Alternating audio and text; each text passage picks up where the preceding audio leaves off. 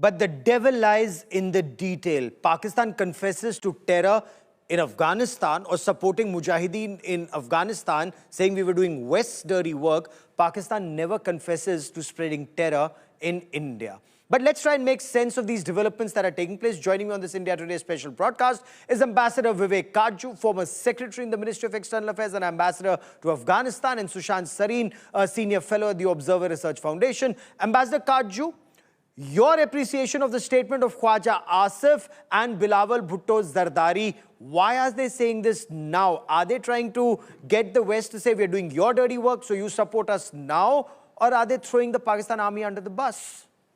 No, I think no Pakistani politician can afford to throw the army under the bus. They are creatures of the army, and if they ever dare to cross the army will throw them under the bus, as the army has done to political leaders in the past. That's one.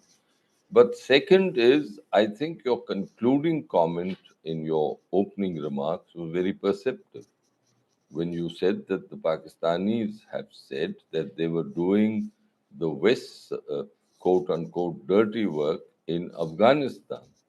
They have never said anything about, uh, except in some private conversations, Pakistani senior army officers say that at one stage, yes, they were promoting what they say was low intensity warfare in Kashmir. Uh, but otherwise, publicly, they have never admitted to their promoting or sponsoring terrorism in J&K, and that is what we are interested in. So I think Yes. the distinction that you drew, Gaurav, is very significant, and I also feel that our analysts, and I'm sure Sushant will agree with me, that our analysts must be very accurate when they analyze or look at things that the Pakistani leadership is saying. Now, this doesn't mean, and that's my last point at this stage, that this doesn't mean that Pakistan is not involved in Kashmir. They've been involved in promoting in terror in Kashmir in a calibrated manner over the last 35 years, and this is a Yes. fact. No one can deny it.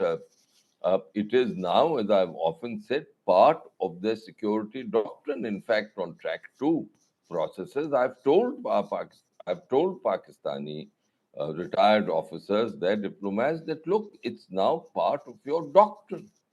And once anything becomes part of a doctrine, it's not easy to remove. They do Okay. this because they think there's a disparity between their conventional force levels and ours, and that their conventional force levels are low, and therefore they must Okay. keep India on the defensive. They also do this for economic reasons. After all, if they tie up a certain number of our soldiery in J&K, then they think that economically they are gaining an advantage. Whereas the fact is that over the last 35 years, when they've promoted terror, they have literally reduced themselves to pauperage. They've gone to Oh, the IMF absolutely. 24 times. You know, the country's I been don't reduced to being a understand. pauper. The country's been reduced to being a pauper, but the generals have minted money. The former army chief, one of them bought an island. Others have big mansions in London and in Dubai. Sushant Sareen, there are two developments that have taken place in Pakistan. These statements and the appointment of DG ISI, General Asim Malik, as Pakistan's national security advisor. So not even a facade of civilian leadership anymore. A serving three-star general becomes NSA. What would this mean for Prime Minister Shahbaz Sharif and Foreign Minister and Deputy Prime Minister Ishaq Dar? Well, I don't know why we keep talking about peons like Shahbaz Sharif and clerks like Khwaja Asif. These people are worth nothing. They are like used toilet paper. They really don't add up to anything. Do you think even a captain in the Pakistan army listens to what Khwaja Asif says? Well, he's a travesty, okay? Or that clown Ishaq Dar who thinks he should have been a Nobel Prize winning economist. He doesn't know the first thing about economics. Or even Shabazz Sharif, who will keep wagging his finger and acting strangely in front of cameras, trying to behave like he's some kind of a revolutionary when he's anything but that. So forget about these civilians; they don't matter.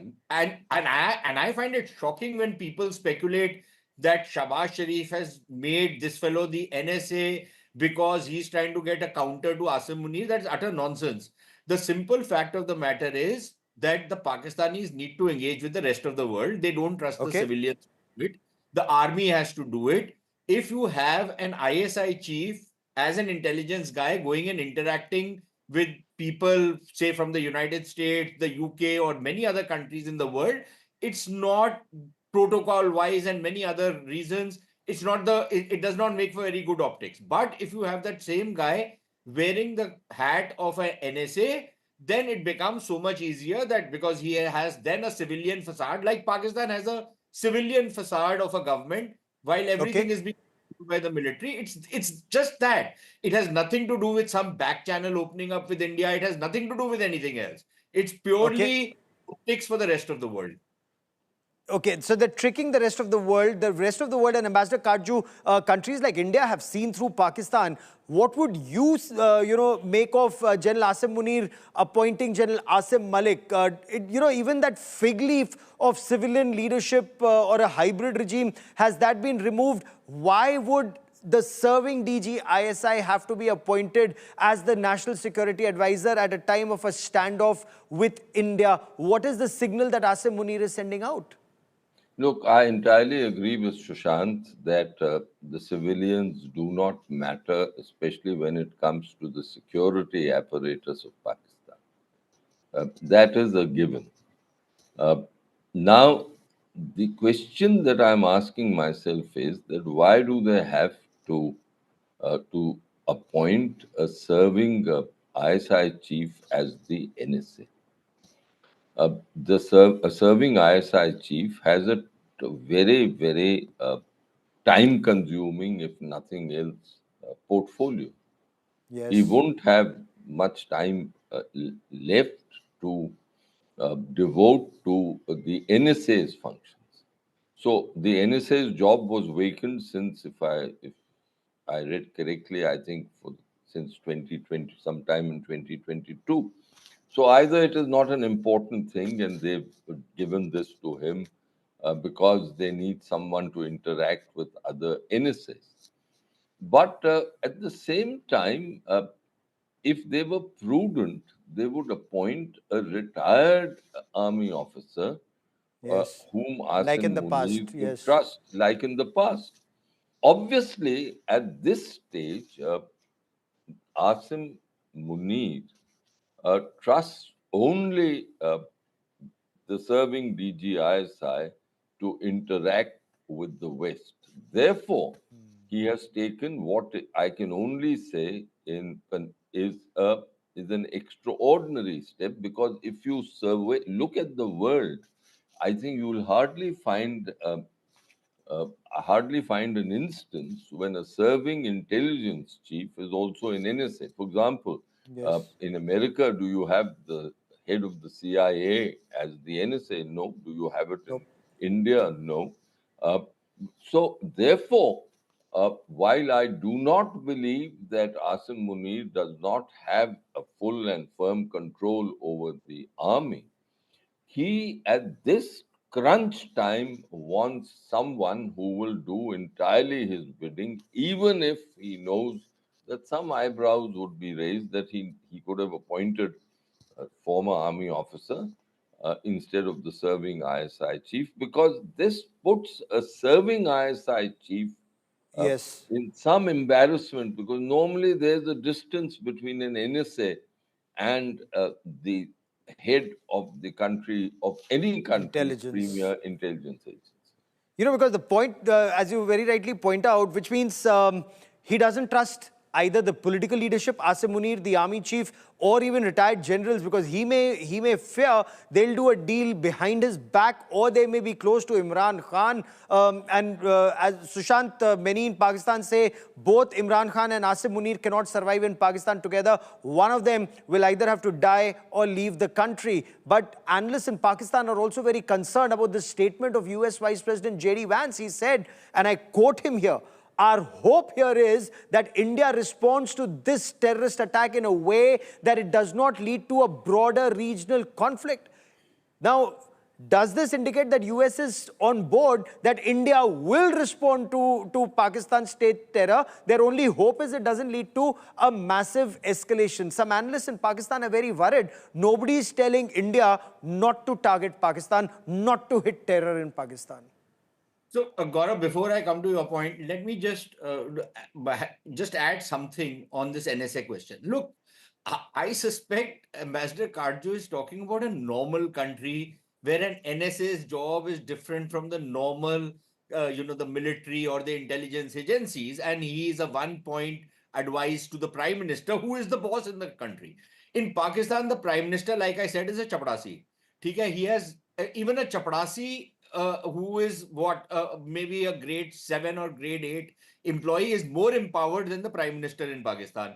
So the NSA out there, my own sense is that he's an interface. Now, he's not going to make any new policy. He's not going to come up with any new ideas. He's only going to flog and become the interface of the ideas which the national security establishment, which is the Pakistan Army, has already decided. So I don't think two roles. On the JD Vance issue, my own sense is that, look, the Americans have already washed their hands of all conflicts around the world. When the Americans can walk out of Ukraine and saying that we don't have a dog in this fight, you guys settle it among yourselves unless you want us to come, I don't think they're going to get involved in what is happening between India and Pakistan in that sense. Maybe, yes, the Americans, and you very correctly say, that they might feel that, look, as long as you can manage this at a certain level, it's fine, go ahead. Just make sure that it does not, go beyond a certain point. Whatever action reaction cycle you are planning or you're contemplating does not go beyond the point. I don't think we should expect any other country in the world to be standing with us on our back. I don't think that's possible. If we are trying to drink our own Kool-Aid because he's India's son-in-law, or because of some other, reasons which we keep flogging around the world, please perish the thought. We have to fight on our own, on the basis absolutely. on the basis of our own strengths and capabilities. Forget that the Americans or anybody else is going to come to our assistance. So I don't think absolutely. No, I agree with you entirely, Ambassador Kaju. Is that also your assessment? Because when JD Vance goes on to say, and I quote, "We hope, frankly, that Pakistan, to the extent that they are responsible, cooperates with India to make sure that terrorists sometimes operating in their territory are hunted down and dealt with." Is he, if you were, because diplomats read between the lines, beyond the obvious, what's JD Vance telling Pakistan? Look, I think what JD Vance is saying is from a prepared script, American script. Everyone is using his own terminology. I agree with Sushant that the NSA is not the advisor of the Pakistan Prime Minister. The Prime Minister in security matters doesn't matter. But purely for the purposes of optics, it is important to have an NSA who is not the chief when he's interacting with foreign interlocutors. From my own diplomatic experience, I can tell you that there is greater comfort in NSAs dealing with other NSAs who are not intelligence chiefs. But let's keep that aside. That's not too important at this juncture. I entirely agree with Sushant that in this fight, we are on our own. We've always been on our own. Oh, absolutely. Now, the point I'd like to submit is that there is what I would by now call a Modi doctrine. What is that doctrine? That doctrine is that if there is an unacceptable terrorist attack against India, India will resort to all actions necessary, including kinetic action. I will let that be the last word on this part of the show. I've run out of time today, sir. I'll come back to you for more as we pursue this in the days ahead. Many thanks for joining me.